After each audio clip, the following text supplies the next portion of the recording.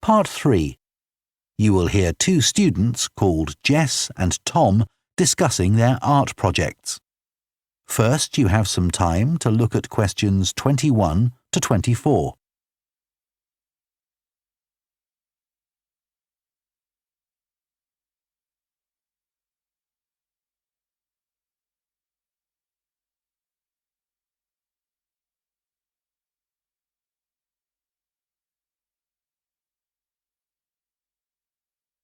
Now listen carefully and answer questions 21 to 24.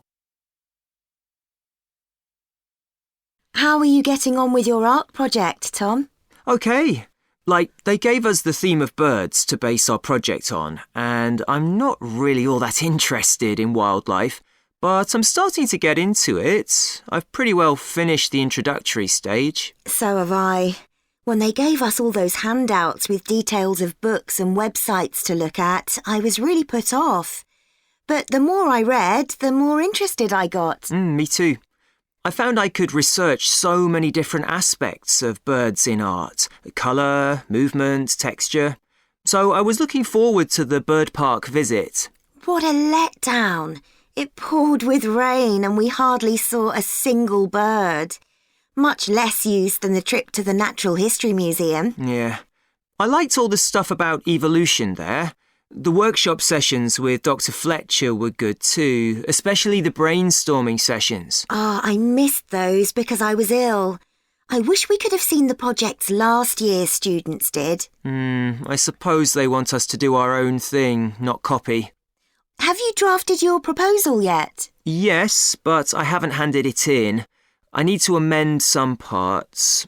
I've realised the notes from my research are almost all just descriptions. I haven't actually evaluated anything, so I'll have to fix that. Oh, I didn't know we had to do that. I'll have to look at that too. Did you do a timeline for the project? Yes, and a mind map. Yeah, so did I. I quite enjoyed that. But it was hard having to explain the basis for my decisions in my action plan. What? You know, give a rationale. I didn't realise we had to do that. OK, I can add it now. And I've done the video diary presentation and worked out what I want my outcome to be in the project. Someone told me it's best not to be too precise about your actual outcome at this stage, so you have more scope to explore your ideas later on. So I'm going to go back to my proposal to make it a bit more vague. Really? OK, I'll change that too then. Before you hear the rest of the discussion, you have some time to look at questions 25 to 30.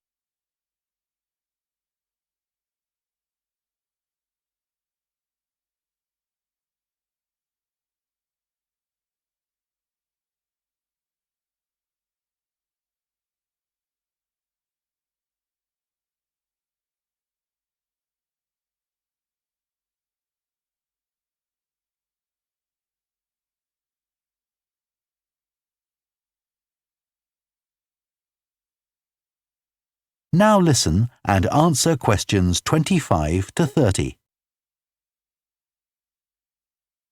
One part of the project I'm unsure about is where we choose some paintings of birds and say what they mean to us. I chose a painting of a falcon by Landseer. I like it because the bird's standing there with his head turned to one side, but he seems to be staring straight at you. But I can't just say it's a bit scary, can I? You could talk about the possible danger suggested by the bird's look. Oh, OK.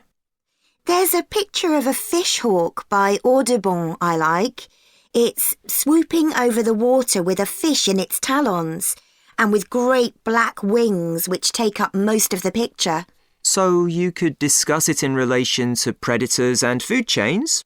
Well, actually, I think I'll concentrate on the impression of rapid motion it gives. Right. Do you know that picture of a kingfisher by Van Gogh? It's perching on a reed growing near a stream. Yes, it's got these beautiful blue and red and black shades.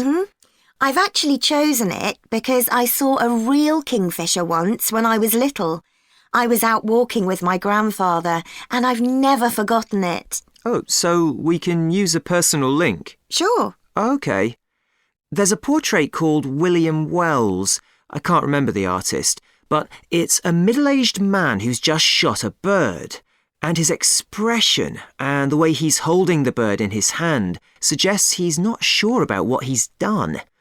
To me, it's about how ambiguous people are in the way they exploit the natural world.